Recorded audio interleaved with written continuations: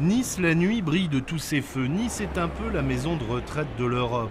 Parisiens, dames anglaises, Russes, il y a de l'argent et un marché pour fêter les 50 ans de la perle de Tahiti. Heinari Haoatai arpente les travées de la foire de Nice d'un pas décidé. Elle est fille de perliculteur, diplômée en marketing. Elle est ici pour vendre de la perle. Mais attention, la perle est un bijou fragile, question de mode. Elles plaisent toujours autant et je dirais même qu'elles plaisent de plus en plus. Je pense que le consommateur final a besoin d'avoir de l'éducation entre guillemets. Il faut qu'on leur apprenne quelles sont nos perles, quelles sont les différentes formes de perles. Et bien sûr, il y a une perle pour chacun d'entre nous. Expliquer les catégories de perles, avoir une démarche d'artisan quand on vient en métropole, c'est une des recettes pour réussir, pour combattre la crise qui touche le Fénois. À l'époque, les artisans restaient sur le Fénois et donc on attendait les touristes, que les touristes se déplacent pour acheter nos produits.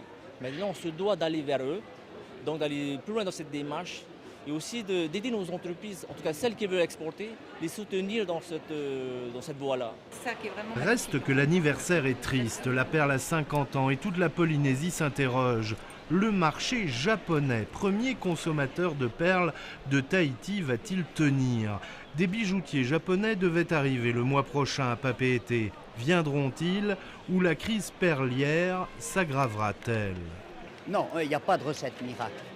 Mais et comme on dit toujours, quand on veut, on peut. Et je pense que là-dessus, c'est que les gens s'occupent moins de politique et s'occupent plus de travailler, de trouver des solutions. On essaye de faire en sorte que nous, privés, producteurs de perles, on arrive à s'en sortir tout seul et qu'on arrête de faire intervenir nos politiques. Ils sont pas bons? Non, du tout. On aimerait bien s'occuper de nous-mêmes tout seul. Et je pense qu'on le fera beaucoup mieux que cela. Il va en falloir du travail et de la volonté pour arriver à remettre la perle au doigt de toutes les belles du monde.